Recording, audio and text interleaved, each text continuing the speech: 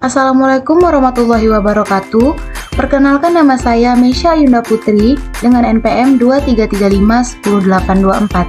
Nah, baiklah, di sini saya akan mempresentasikan hasil kerja saya, yaitu motivasi di dalam kehidupan sehari-hari. Nah, sebelum kita mengetahui apa saja faktor yang dapat mempengaruhi motivasi kita di dalam kehidupan sehari-hari, kita itu harus mengetahui apa itu definisi dari motivasi. Nah, jadi motivasi adalah alasan atau dorongan yang menggerakkan seseorang untuk bertindak dan mencapai tujuan tertentu. Nah, istilah ini berasal dari kata motif yang mencerminkan kekuatan internal yang memandu perilaku manusia. Motivasi adalah inti dari segala tindakan manusia.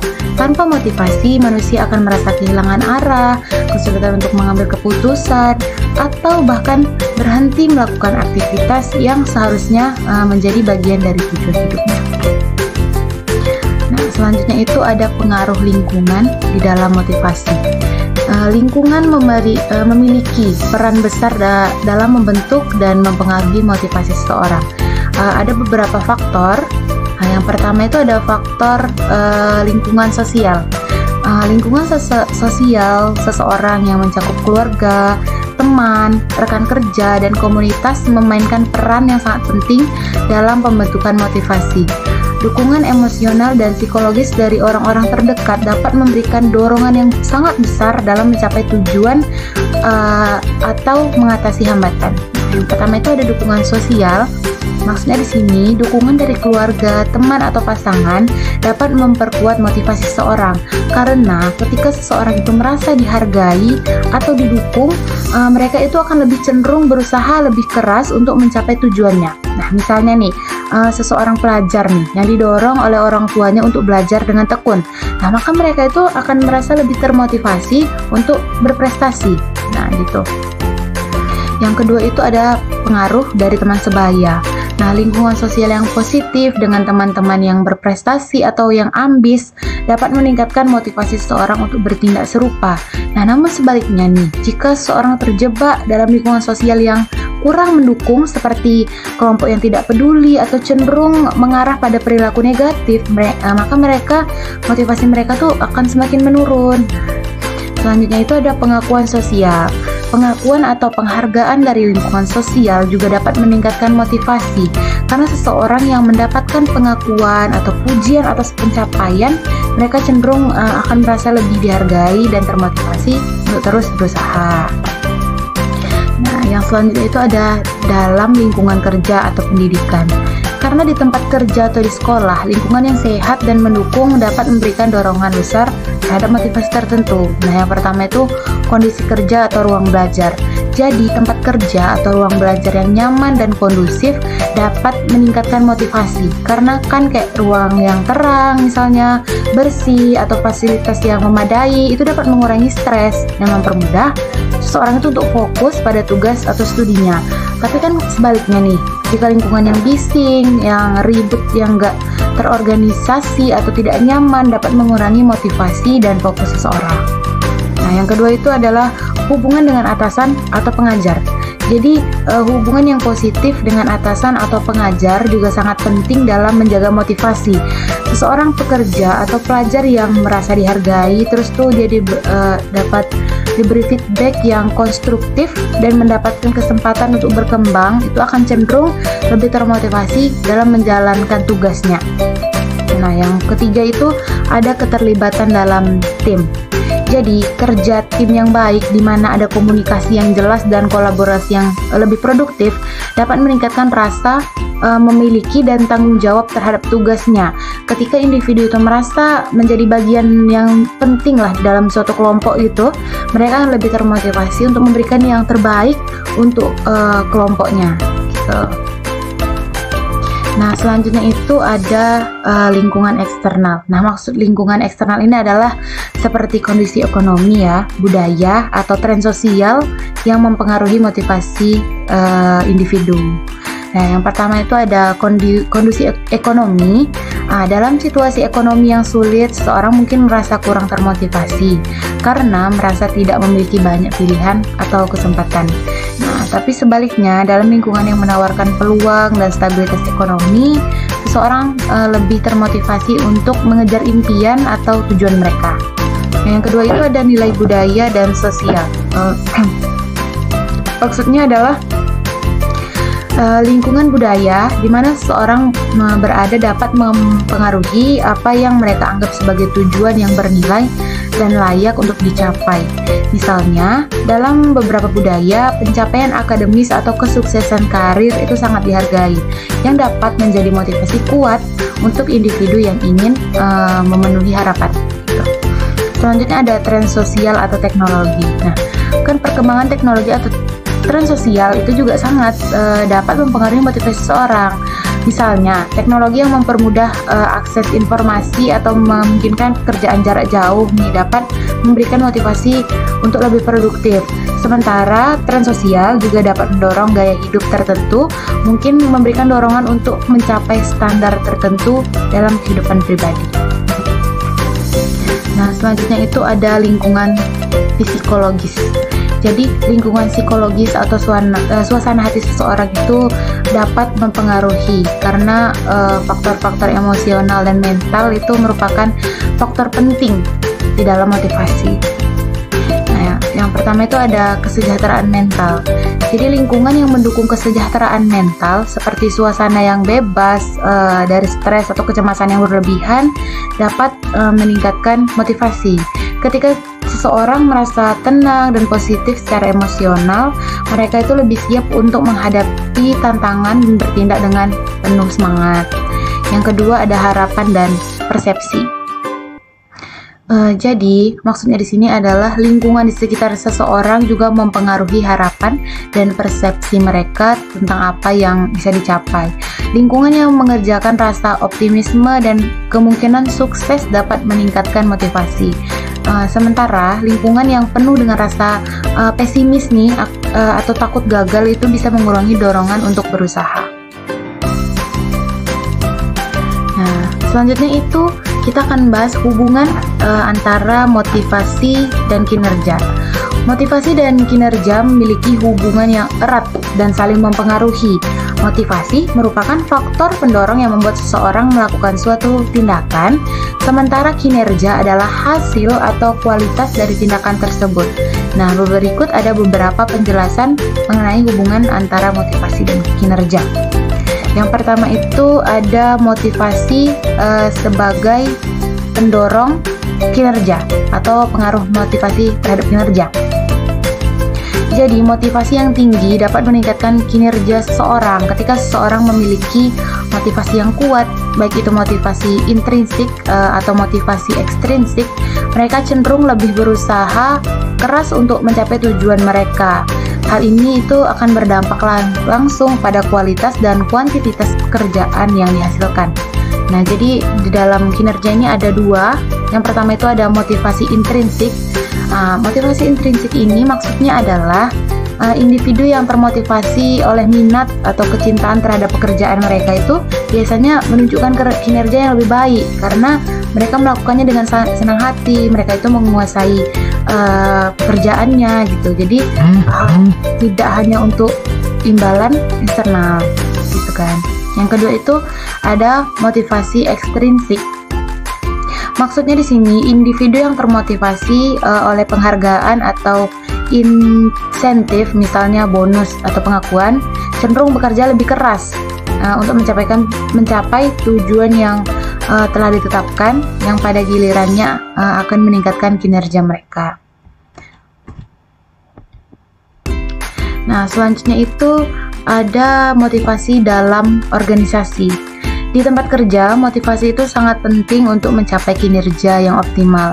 Karyawan yang termotivasi akan menunjukkan produktivitas yang lebih tinggi, keterlibatan yang lebih besar, serta lebih cenderung untuk mengatasi tantangan atau hambatan yang muncul dalam pekerjaan mereka. Sini ada dua juga. Yang pertama itu ada peningkatan produktivitas. Maksudnya di sini adalah karyawan yang termotivasi itu akan cenderung lebih fokus dan efisien dalam menyelesaikan tugas-tugas mereka. Mereka juga akan lebih mungkin untuk mengambil inisiatif menyelesaikan tugas dengan kualitas yang lebih tinggi dan berusaha untuk mencapai standar yang lebih baik. Yang kedua itu ada kepuasan kerja. Nah, maksudnya di sini adalah motivasi yang tinggi juga berkaitan dengan tingkat kepuasan kerja yang lebih baik. Jadi karyawan yang merasa termotivasi akan merasa lebih puas dengan pekerjaan mereka, yang pada gilirannya akan meningkatkan keterlibatan mereka dalam pekerjaan dan menghasilkan kinerja yang lebih baik. Nah, selanjutnya itu ada kinerja sebagai hasil motivasi yang tepat. Nah, di sini maksudnya adalah kinerja yang baik seringkali berhubungan langsung atau dengan bagaimana motivasi diarahkan dan dikelola. Individu yang memiliki motivasi yang jelas dan terarah cenderung dapat bekerja lebih fokus dan efektif, sehingga kinerja mereka meningkat. Namun sebaliknya, tanpa motivasi yang jelas atau jika seorang merasa tidak termotivasi, mereka mungkin akan bekerja dengan kurang efisien, tidak terfokus, dan hasil kinerja mereka pun jadi tidak optimal. Nah, yang di sini juga terdapat dua. Yang pertama itu ada tujuan yang jelas. Jadi maksudnya ketika seseorang memiliki tujuan yang jelas dan motivasi yang kuat untuk mencapainya, mereka lebih mungkin untuk menyusun rencana dan strategi yang efektif untuk mencapai tujuan tersebut yang akan meningkatkan kinerja mereka. Nah, yang kedua ada pengaruh lingkungan. Lingkungan yang mendukung memperkuat motivasi dan kinerja, sedangkan lingkungan yang negatif itu akan menurunkan keduanya. Jadi pengaruh lingkungan itu sangat penting ya teman-teman. Selanjutnya itu adalah dampak jangka panjang. Nah, maksudnya di sini adalah motivasi tidak hanya mempengaruhi kinerja dalam jangka pendek, tetapi juga berdampak pada kinerja jangka panjang. Motivasi yang berkelanjutan dan konsisten cenderung mendorong individu untuk terus meningkatkan kemampuan dan kualitas kinerja mereka. Di sini juga ada dua. Yang pertama itu ada perbaikan berkelanjutan. Maksudnya motivasi berkelanjutan itu mendorong pengembangan keterampilan dan kualitas kerja. Nah, yang kedua itu kemampuan mengatasi hambatan. Maksudnya, motivasi membantu individu menghadapi tantangan dan mempertahankan kinerja tinggi. Nah, yang kelima itu ada kinerja yang buruk akibat kurangnya motivasi. Jadi, jika seorang tidak termotivasi, mereka cenderung menunjukkan kinerja yang buruk. Kurangnya motivasi dapat menyebabkan kurangnya komitmen terhadap pekerjaan, tidak tercapainya target yang ditetapkan, serta penurunan kualitas hasil kerja. Jadi dalam konteks organisasi, hal ini dapat sangat menyebabkan penurunan produktivitas dan ketidakpuasan karyawan. Jadi ada dua juga. Yang pertama itu ada kinerja rendah. Tanpa motivasi yang cukup, seseorang bisa kehilangan minat dan semangat di dalam melakukan pekerjaan mereka. Itu yang dapat menyebabkan kinerja yang buruk atau bahkan penurunan kualitas outputnya. Yang kedua ada keengganan menghadapi tantangan. Jadi individu yang tidak termotivasi akan lebih mudah menyerah atau menghindari tantangan, yang pada akhirnya akan mempengaruhi hasil kinerja mereka. Yang keenam itu ada hubungan siklus motivasi, kinerja, dan umpan balik. Ada juga hubungan siklik antara motivasi dan kinerja. Jadi, ketika seorang mencapai kinerja yang baik dan mendapat umpan balik positif, hal ini bisa meningkatkan motivasi mereka untuk terus berprestasi. Nah, sebaliknya, pencapaian yang buruk atau kegagalan dalam mencapai target dapat menurunkan motivasi, yang pada gilirannya dapat merusak kinerja lebih lanjut. Nah, oleh karena itu, penting untuk memberikan umpan balik yang konstruktif dan mengelola motivasi dengan baik agar kinerja dapat tetap terjaga. Nah, berikut adalah 4 cara motivasi dalam menghadapi kegagalan dan kekecewaan. Yang pertama itu adalah mengubah perspektif terhadap kegagalan. Nah, maksudnya adalah motivasi dapat membantu seseorang melihat kegagalan bukan sebagai akhir dari segalanya, tetapi sebagai kesempatan untuk belajar dan berkembang. Kegagalan memberikan pelajaran berharga yang bisa digunakan untuk memperbaiki diri dan pendekatan di masa depan. Nah, yang kedua itu adalah menggunakan kekecewaan sebagai pendorong. Jadi, kekecewaan itu bisa jadi sumber motivasi untuk mencapai lagi dengan cara yang lebih baik. Nah, jadi rasa tidak puas dengan hasil yang didapat bisa mendorong seseorang untuk berusaha lebih keras dan mencari solusi yang lebih efektif. Nah, yang ketiga itu ada pentingnya tujuan yang jelas. Jadi tujuan ini sangat penting karena memiliki tujuan yang jelas dan terukur membuat seseorang tetap termotivasi meski menghadapi kegagalan. Mereka akan tetap berfokus pada tujuan jangka panjang dan tidak terjebak dalam kekecewaan sementara. Nah, dan yang terakhir, yang keempat, yaitu pengelolaan emosi dan keseimbangan mental. Jadi motivasi untuk menjaga kesehatan mental itu sangat penting. Mengelola emosi dengan baik saat mengalami kegagalan membantu seseorang untuk bangkit lebih cepat dan tidak terlarut-larut di dalam kekecewaan.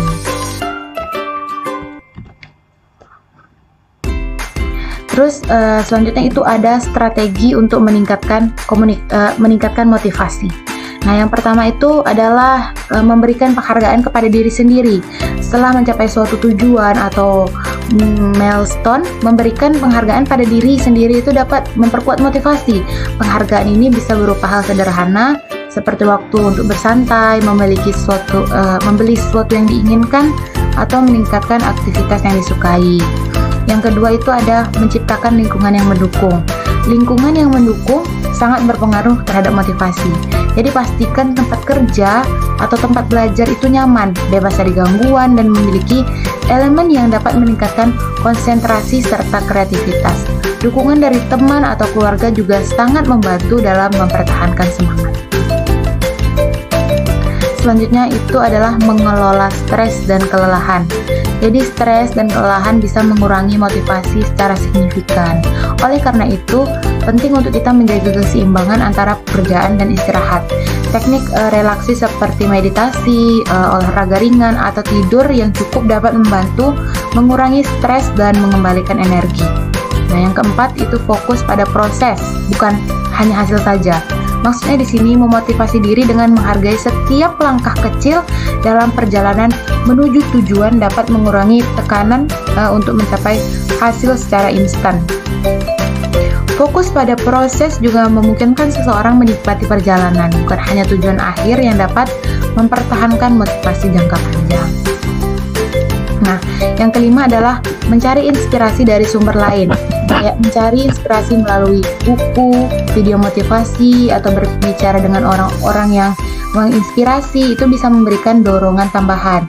Kadang-kadang mendapatkan perspektif baru dari orang lain membantu membangkitkan semangat untuk terus maju. Nah, jadi kesimpulan dari materi yang sudah saya jelaskan adalah motivasi adalah kekuatan pendorong untuk bertindak dan mencapai tujuan, baik dari dorongan internal atau intrinsik maupun faktor eksternal atau ekstrinsik.